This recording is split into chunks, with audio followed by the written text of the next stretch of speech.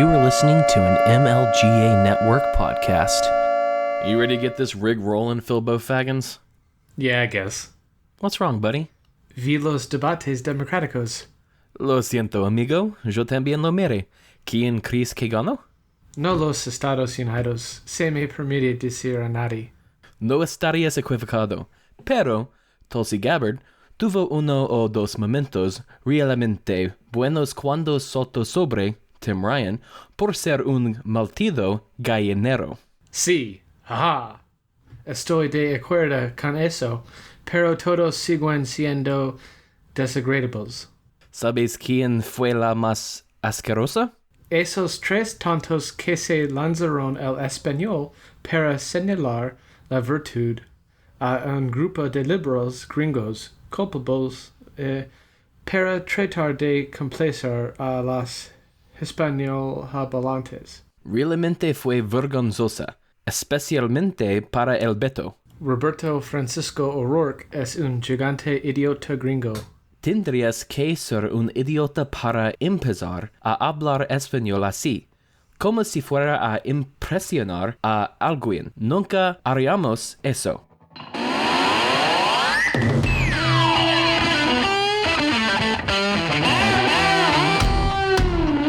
Welcome to Make Liberty Great Again, the best damn Liberty podcast that you've never heard of. Phil and I will be your guides as we peer into the ridiculous reality of our society and our government.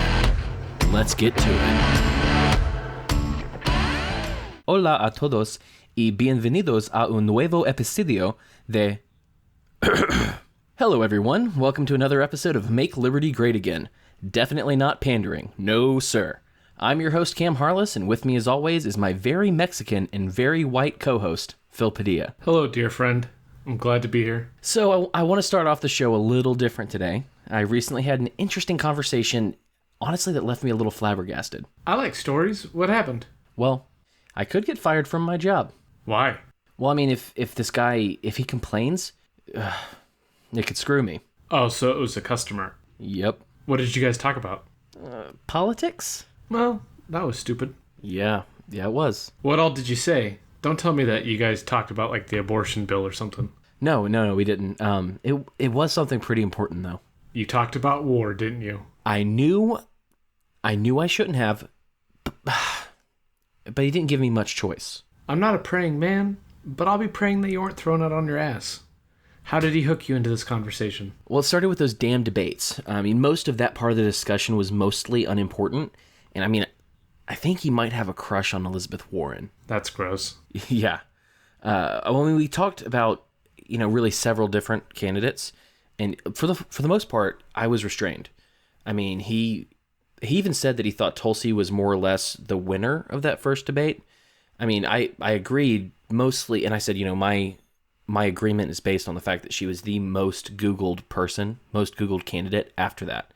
I stated that I liked the back and forth between her and Tim Ryan when she called him out for being ignorant when it came to 9/11 and the war in Afghanistan. Yeah, can you believe that doofus said the Taliban ran planes into the towers? The dude's an idiot. I mean, honestly, that was the only real moment of either of those debates that was worth anything at all. I have to admit, I was a little sad that Trump wasn't live tweeting during the debate. Oh, me too. When the customer was saying good things about that moment, I had this brief thought of like, oh, wow, some common ground with a Democrat. That doesn't happen often. And then I'm guessing he dashed your hopes and dreams for a good conversation? Oh, yeah. The conversation continued, and we got to the portion of the debate where the candidates were asked what the greatest threat to America is. There were a lot of stupid answers to that question. The closest thing to a good answer was Tulsi saying nuclear war. Right. And I said something similar, except the way I put it was that I said the greatest threat to America is American foreign policy. Oof. Yeah. You would have thought that would have done it, that would have been the thing that got me in, that I'm sure I'm in trouble for. But that wasn't what it was. That just kicked off the conversation. It was actually, after I said that, he said that American foreign policy was only an issue because Trump is in charge of it and that Trump is the real biggest threat to America. Ooh, I bet that got you triggered. Yeah. I mean, saying some crap like that and just, ignoring decades of evil foreign policy by every evil piece of crap president. I mean, the dude mentioned Iran. I mean, he straight up said that Trump's most recent move in Iran was going to cause a war with Iran. Was he talking about the sanctions? No. He was talking about his decision to not kill a bunch of Iranians over a drone. Wait.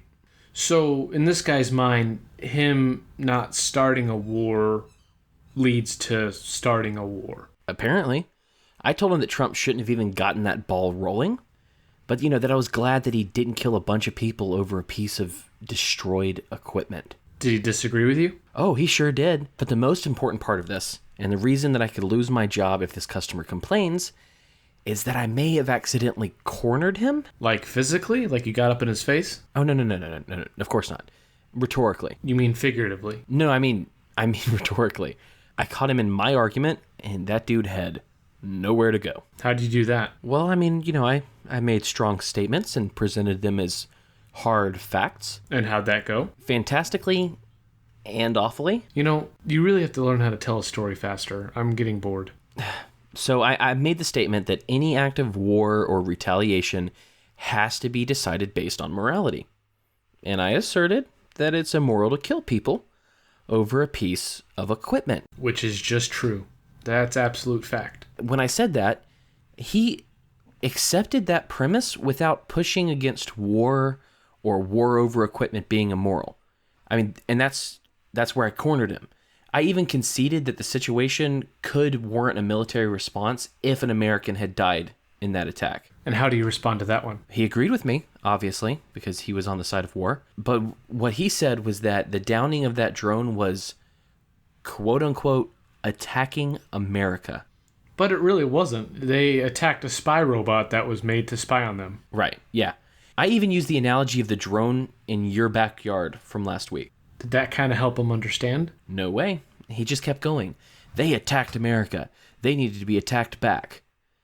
He said that wherever the missile was shot from needed to be destroyed, regardless of how many lives were lost. That sounds par for the course for your average, neocon, but I guess we know that Democrats are mostly neoconservative socialists these days too, so they're getting a little hard to distinguish one from the other. Yeah, I mean, I simply stated that murdering people over equipment is murder.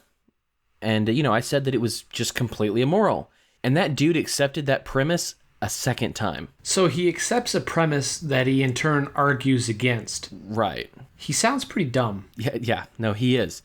Most people at that point of an argument would, try to reframe it by making about, if we do this, it will save lives. Or any other sort of thing that pushes it away from immorality. But he didn't. He just looked at me and said, well, sometimes we have to be immoral. Hold on a second. So he argued against morality. Full stop. I mean, he didn't have an argument that reframed military action or war is just. I asked him if he held to the tenets of just war or felt that things should be proportional, and the dude didn't let up whatsoever. He straight up agreed that it was an immoral move and that our evil president should have killed those 150 people because they shot down a drone. And I know you a little bit by now, so I'm going to assume that you told him that was just immoral. I did. I also told him that if we for some reason had to have a state, that we should do everything in our power to make it act morally. That makes sense, right? Right. I mean, but he said, nope, sometimes you just have to be immoral. So I said, it wouldn't be the U.S. government if they acted morally, would it? And that's the point where he huffed out. Oh, man.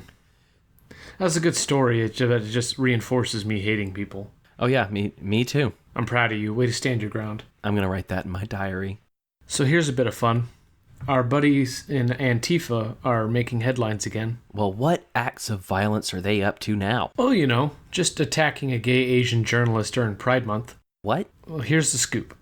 They attacked Andy No. He's written for the Daily Wire, and I believe he also writes for Quillette, if I'm saying that right.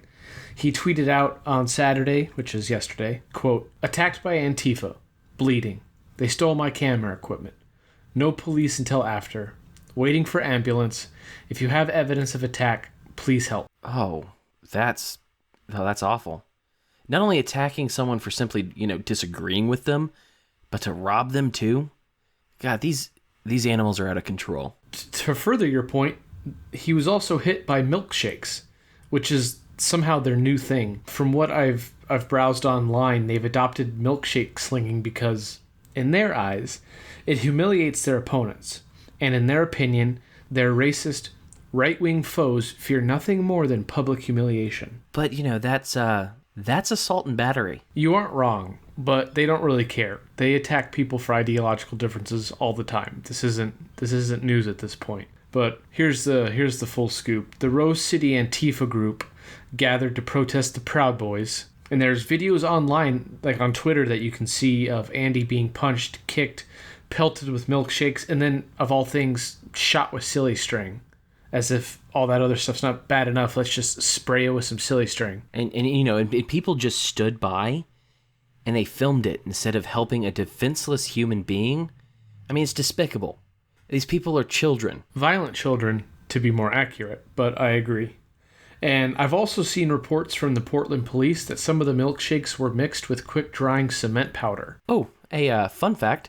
Quick-drying cement reacts with heat and can act like an acid, causing burns and eating its skin. So, not only can the milkshakes become like throwing bricks at someone, they're basically graduating to acid attacks. Apparently. What is this, Great Britain? Anyway, since you're plugged into the Twitter world, like a dork, and you have too much time on your hands, what's the reaction that you're seeing that's pretty common around this? The common response has been, quote-unquote, denouncing violence, but then following up with some sort of, he deserved it, and saying that he isn't really a journalist. And I mean, most of these people have been blue checks. I probably should have guessed that, but those people sound like real turds. I mean, they are. I mean, let me read a couple for you. The first one, have you heard of Carlos Maza? That name sounds familiar. Yeah, he's the guy on Vox who does videos that are just filled with nonsense. He's the one who tried to get Steven Crowder kicked off of YouTube for calling him a lispy queer. Oh yeah, that's where I know him from. I knew I heard the name somewhere before, but yeah, that's pretty good. But yeah, so I just want to read his tweet first. This is an old tweet. It's from not that old. It's from May, and so he had tweeted out, "Milkshake them all, humiliate them at every turn, make them dread public organizing." Does that not sound like, an incitement to violence? Yes, it does. It's pretty blatant. Yeah, but moving on to the people who actually were reacting to the Andy No story. Charlotte Clymer, whoever that is, tweeted, "Andy No intentionally provokes people on the left to drive his content. Being attacked today on video taken by an actual journalist, because No is definitely not, is the greatest thing that could have happened to his career. You know it. I know it. He knows it. We all know it." That tweet sounds ridiculous. I mean, I'm sure he just woke up that morning with the hopes and dreams that he was going to be attacked just so it would boost his career. I'm 100% sure that was his goal, but anyway, I saw that he was in the hospital with a possible brain bleed, and I saw the video. He didn't attack anyone at all, so this allegation that he just is going around provoking people, I mean, that just seems ridiculous. Right, and the next tweet I have for you is from a man named Steve Hofstetter.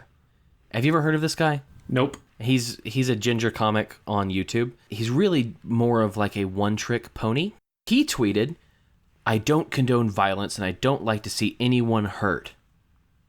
But Angie No is as much a journalist as I am a second baseman." That first sentence was gold, and that's where he should have ended it. Right. I mean, anything before "but" in a political discussion can be absolutely disregarded. And finally, I have a tweet from Alheli Picasso. Again, who? She quoted a fake response to her that says, "The left approves of violence." And so she replied to that, "Someone who's progressive explicitly says aggression and violence are unacceptable." And then she made up another fake quote to respond to. "You didn't express adequate respect for the person you're defending." To which she responded, The only way to win at this tiresome juvenile game is to refuse to play. Someone who is progressive explicitly says aggression and violence are unacceptable. Right. If that were true, I'm pretty sure they'd be anarchists. Straight facts. These people are completely unable to just denounce the actions of Antifa. They are so red versus blue that they have to find some way to defend their side and demonize anyone who disagrees with them. I mean, even if they have to claim that a gay Asian man is a white supremacist. This is, again, just some straight-up clown world stuff. I mean, how on earth does anyone call anyone else juvenile when their side is literally throwing milkshakes at people? This sounds like the most dangerous and gayest food fight in American history. Can I talk about Best Korea for a moment? I know that there's nothing in the world that's going to stop you, so just go ahead. So Trump met with Kim Jong-un in the DMZ. I mean, he took 20 steps into Best Korea. Doesn't that make him the first president to do that, like, ever? It sure does. I mean, I do wish he'd do the same thing with Iran. But hey, this is a good thing. So we have to give him a good Trump for going forward with diplomacy. Good Trump. Good Trump. I picked up this article from Fake News Central that actually has reactions from the Democratic 2020 hopefuls. Are you talking about CNN? I am. So the good news is that this was a historic step to mending our relationship with Best Korea, and Kim has actually agreed to revive talks on the nuclear program. The bad news, like I said, is that the Democrats, they're not having it. Oh, imagine that. It's pretty obvious that Trump derangement syndrome is strong with them, but I am morbidly curious, what did they have to say? Well, let's start with your favorite bobblehead, Comrade Bernie. His actually wasn't too terrible. He said that he had no problem with the meeting, but takes issue with Trump's incredible inconsistencies. Although I have no idea what he's referring to, and the article does not elaborate. Oh, well, I guess you're right in a way. That's not too terrible. So, who is next? Who else has something to say? Well, Klobuchar said, democracy is not as easy as bringing a hot dish over the fence to the dictator next door. Did you say next door or next door? She was quoted as saying, next store. What the fluff does that even mean? I have no idea. I mean, maybe she's stupid? You know, I have no problem believing that, but also maybe the author of the article made a typo, but I'd rather not give her the benefit of the doubt because I'm a pretty petty person. So we'll just leave it. We'll just leave it at that. She's stupid. Well, I mean, she does throw things at people when she gets angry. So I'm going to go out on a limb here and say that she might not be there mentally. I don't know. She continued by saying that there needs to be a clear focus and a clear mission and clear goals. That's a lot of clears. So clear. But isn't that how diplomacy works? You meet with your neighbor, whether they're close or distant, and you just kind of talk about various things. And to counter, I believe there is a clear goal. At least for the U.S. there is. They want Best Korea to denuclearize. Yep. Next up, we have Creepy Joe. This one's pretty good. Lord, bear me strength. He said, President Trump's coddling of dictators at the expense of American national security and interests is one of the most dangerous ways he's diminishing us on the world stage and subverting our values as a nation. This past week, he yet again fawned over Kim Jong-un, to whom he's made numerous concessions for negligible gain. He joked with Vladimir Putin about our election security and getting rid of journalists, and even expressed sympathy for Turkey buying Russian missiles. The former vice president's spokesman, Andrew Bates, said in a statement, his conduct reinforces that we urgently need a president who can restore our standing in the world, heal relationships with key allies Trump has alienated, and deliver real change for the American people. That's just bananas. How has our national security been compromised by meeting with Little Kim? I'd really like to have that explained and elaborated on, but I know that's never going to happen, so I'll just move on to my next point. If by subverting our values as a nation he means bombing people we don't like, then I say good. I'm all for it. 100% on board. Why bomb people that don't need bombing? But why are Democrats so hell-bent against trying to build good relationships with Best Korea and Russia? Yet they have just absolutely no issue, generally speaking, with our ties with countries like Saudi Arabia. Because it doesn't look strong. I mean, they also probably hate that it's working. You're probably right. I didn't think about that. That's a good point. But is that the last of it, or did someone else have something to say? Oh, it's not the last of it. I have one last gem for you. From Pocahontas herself, Elizabeth Warren. Oh, yeah. She tweeted, "Our president shouldn't be squandering American influence on photo ops and exchanging love letters with a ruthless dictator. Instead, we should be dealing with North Korea through principled diplomacy that promotes U.S. security, defends our allies, and upholds human rights." Well, first of all, love letters. You gotta love that. That's just ridiculous. I'm sure that's what they're doing, writing each other love letters. Kim, I've got great news for you. I got your nudes. Do you like me? Check yes or no, or maybe. Yes. Look, to ask a serious question here, how does posing for a photo during a historic meetup squander American influence? Couldn't you argue that our influence is pretty strong, given that these meetings are even happening in the first place? And her last sentence is just gibberish. We are pursuing diplomacy, and what risk does Best Korea pose to the U.S. realistically? Also, what allies are we needing to defend, and how does this meeting undermine any other international relationship that we have with anybody? I mean, the South Korean president was even there, for Christ's sakes. I mean, so what is she even talking about? And just, I'd also like to argue that by pursuing diplomacy and not just bombing the country and causing instability and mass murder, we are upholding human rights, the right to life. How dare you think through things or have any sort of nuance in your brain? Orange man bad. I'm sorry. You're right. Let me download the latest software update. Beep, boop, beep, boop. Orange man bad. I mean, who cares if we're moving closer to freeing the hostage population of the DPRK? Who cares? Screw them. Well, the Democratic hopefuls sure don't care about that. They're just flexing and want to go back to the good old days when Barack Obama completely ignored the issue. You know, may God have mercy on their souls, because our politicians sure won't if they have their way. Man, those Democratic candidates, God, they live in a dark world. All of them except for Marianne Williamson. That chick looks like she lives in a world created by magic mushrooms. Let me ask you this. Have you read any of her tweets? That's actually an area of the Twitterverse that I haven't spent much time in. Please share. All right. I found an article that has a bunch of her greatest hits. I'm going to read a few, and then we're going to discuss them. Should I be scared or delighted? Probably both. So here we go. There's a couple that stood out when I first perused the list. So we're going to go over those first, and then I'm just going to pick them at random. Okay, sounds good. Number 1. Your body is merely your space station, from whence you beam your love to the universe. Stop it. Don't laugh. This is hard enough. Don't just relate to the station. Relate to the beams. What does that even mean?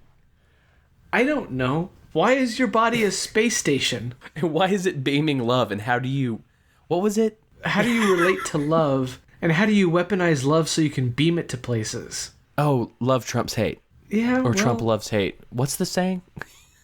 This is from 2012, so I don't know if that was popular back then. Okay, what's the second one? Give me the second one. Put it in my veins. Okay, here's number 2. And please stop laughing, because this is hard enough to read. Number 2 is, everyone feels on some level like an alien in this world, because we are. We come from another realm of consciousness, and we long for home. Whoa. Why does that just... I can understand if she's trying to say, like, we feel like we don't belong because we're trying to, like, find our purpose or trying to find our way. But literally calling everyone an alien and we're trying to find our home, like, all right, weird flex, but okay. I don't know if it sounds crazier or dumber coming from her. I feel like she ate a couple of edibles trying to relax from, like, a hard day at the office and then just got on Twitter. Like, she was watching some weird documentary on Netflix and then just took it to Twitter. I feel like that's what this tweet is. And she writes books. So you have to wonder if, like, she's one of those people that, like, inhabits her books as she writes them, and she was writing about aliens or some bullcrap like that. God only knows. Are you ready for the next one? Give it to me. Okay. The real you is not a body. Your body is merely a suit of clothes. Physical birth was not your beginning, and physical death is not your end. Dude, I would have picked a much better outfit. Yeah. What does she mean your body is merely a suit of clothes? What does that even mean? You're a soul in a body. Don't you know that, Phil? Well, she doesn't elaborate. She doesn't elaborate on what the real you is. So we're just kind of in limbo here. It's like, okay, you stripped down what I'm not. What am I then? Probably a unicorn spirit. Yeah, probably. All right. Throw me some randos. I'm just going to pick a random one. All right. So this is a list of 25. So now I'm just going to randomly jump to 10. Humanity needs a mental shower. We need to wash off all prejudices of the 20th century and stand naked beneath the waters of eternal truths.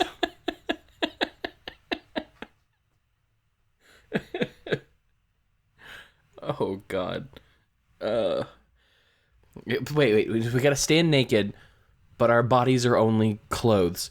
So let me parse this out. Remember, it's a mental shower, but we need to be naked for some reason. We need to take off our skin, is what I'm getting from this. Am I wrong? Or open up our heads so our brains are exposed. I really don't know, because it doesn't make a lot of sense. We need to mentally shower, but we have to take off our clothes. I don't know how those are connected. Give me some more, but at the end of this, I'm going to read you my favorite Trump tweet. Okay. All right. Actually, you know what? I'm going to go to number 25. Do it. This is... Okay. This is more random than it is crazy. But here we go. This was actually from the other night at the debate. She tweeted, "I need to learn Spanish by tomorrow night at 9." Yeah. No. That was great, because it came out in the middle of the debate, and when, they were doing their fake Spanish spiel, Cory Booker and Bobby Franks. Bobby Frank.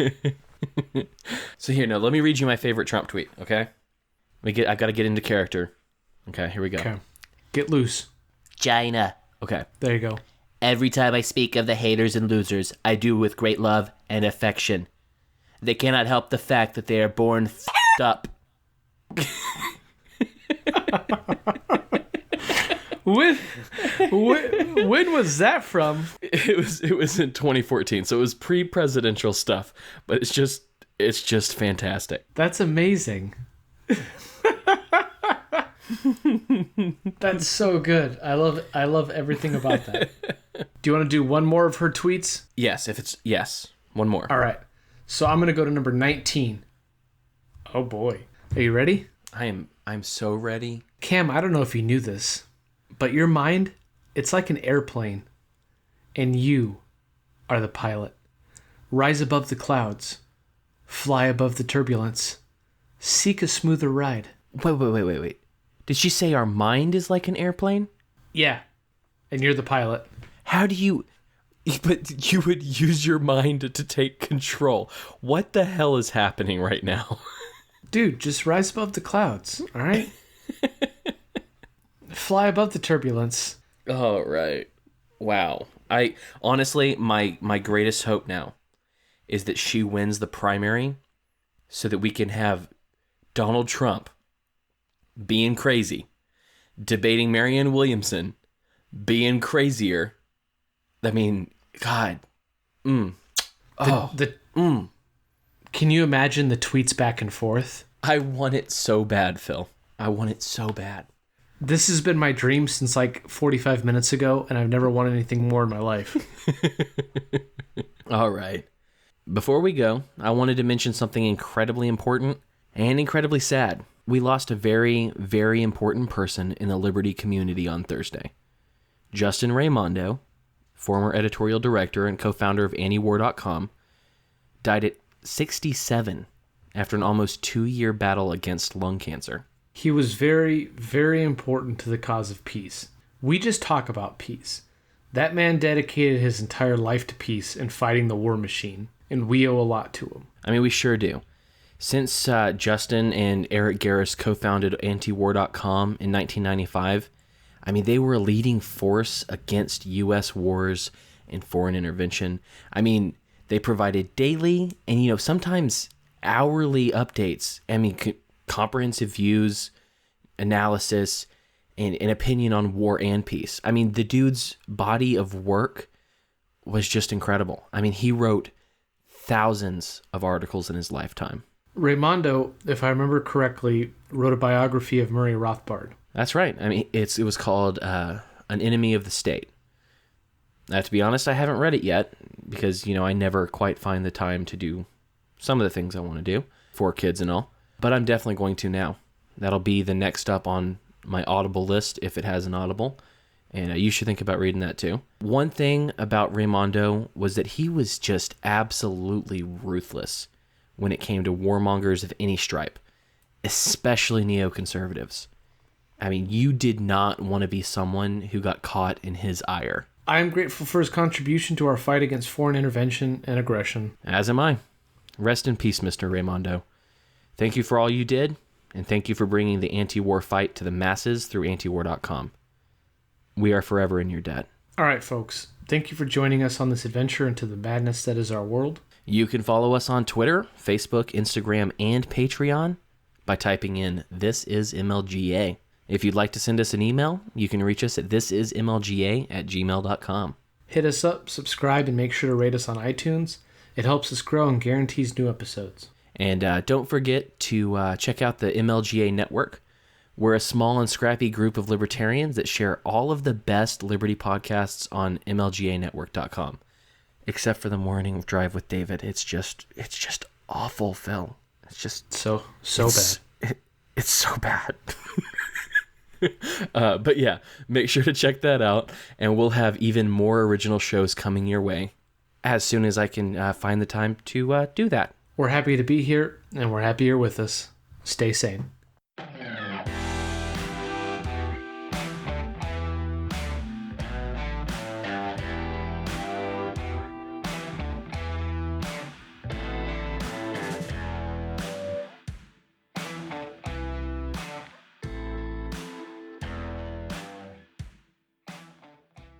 Hola a todos y bienvenidos a una nuevo... Why is this hard? It's like... Because we don't know how to speak Spanish. It's in syllables, though. Hola a todos y bienvenidos a...